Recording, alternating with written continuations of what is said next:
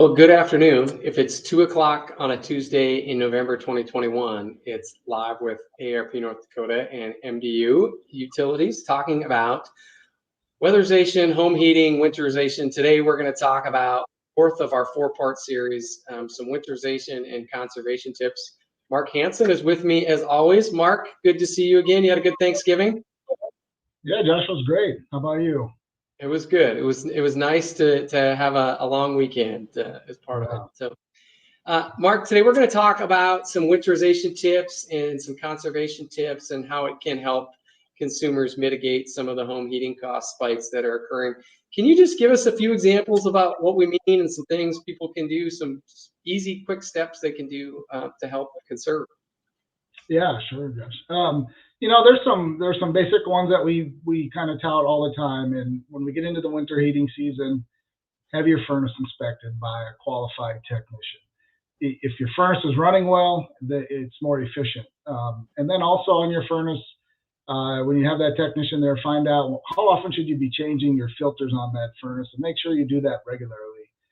If you don't have great airflow, that furnace is going to work harder to try to keep the heat up. So good airflow, good running furnace, that's going to be a great tip to make sure you're getting the most efficient use out of that. A couple other quick things you can do around the house. There's still some nice weather coming, 60s tomorrow, I hear. So, do some caulking or weather stripping around those windows or doors. If you feel I was just doing that this long weekend, Mark. I just did that this long weekend. If you're feeling cold air coming in, that means heat's also going out. So, if you can stop that airflow, that'll be helpful as well. A couple other just small items. Don't have your vents covered in the house, like putting a couch over a vent in a room. That's not going to really give you proper airflow to keep the room warm. And another one is just use those window coverings. Keep them open in the daytime when you have some sunlight coming in, getting that solar heat. Shut them in the evening. It'll help kind of insulate that window even a little more with it being cold. And then one other big one that we have is using that thermostat. You can get a programmable thermostat, or you can do this manually, but turn it down.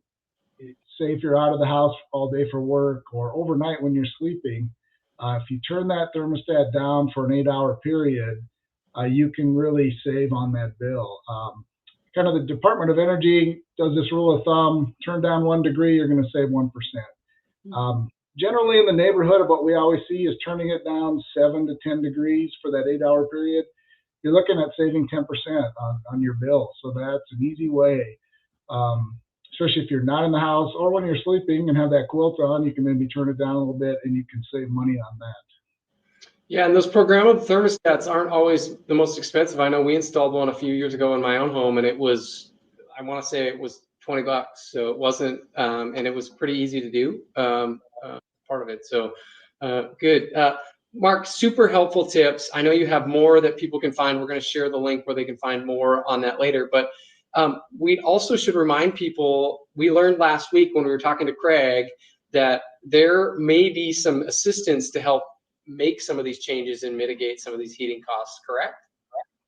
Yeah, I understand, with the low-income heating program that Craig talked about, LIHEAP, they have some funds available to do that weatherization. And that can even get down into doing some insulation and things like that. So reaching back out to them, or you can call our customer service line as well if we can get you connected to the proper people at LIHEAP. And then you also have, you've talked about this or mentioned it, and it was just on the screen, and we'll bring it back up. There's the North Dakota Rent Help Program. Do you want to talk just briefly about that as well? Yeah, this is run through the state of North Dakota, and I believe it's some, COVID relief money that is helping to fund this.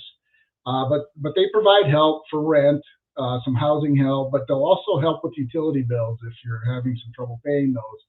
And the nice thing about that is it has some higher thresholds for income in the home as well. So it'll reach more people. So that's a great program run by the state, and they have all their information on their website for applying or just reaching out to someone if you have questions. Yeah, and you can see that link on the screen, or there's the phone number you can call right there on the screen as well. So Mark, 404, we were talking before we came live that it feels like we just started talking about doing this, and now here we are on the last of the 4-part series as part of it. And I know we've been doing some other social media posts and things of that nature. I appreciate it. I think it's been great to share some information and whatnot. Before we get out of here, Mark, remind viewers where they can find information specific to MDU. Yeah, we have some additional information now because of these anticipated higher costs on our website. And then included in that is also our, link to more tips on conservation, weatherization. So we have a lot of information there at that link that our the customers and viewers here can find. Yeah, absolutely. There's the link that will get you to the MDU homepage, or the MDU page that talks about the higher home heating costs. And then we also created one that also cross links to their page, that if you want to, you can go to the link on the screen there, bit.ly/home heating tips as well. Will take you to the AARP page, has a lot of the same and similar information. Mark, anything else before we get out of here? No, Josh, I just appreciate, this collaboration. You initiated it, and we moved forward with it. And I think it's been very helpful to get this information out to our customers and members, and anything we do to help them out this year is great. Well, thank you, Mark. I'm sure we've had disagreements in the past, and now we've collaborated. I'm sure we'll have some of both again in the future, but I think it's been super important to just make sure consumers understand, especially on an issue like this that happens. I do want to remind people, if you missed any of the 3 previous sessions to this, or you want to go back and rewatch this one, again, you can find those all on our YouTube page at youtube.com/AARP North Dakota. And then I also know MDU has them on their Facebook page. We also have them on our Facebook page as well. With that, he's Mark Hansen. I'm Josh Aspig. Have a great rest of your day. Take care. Thank you.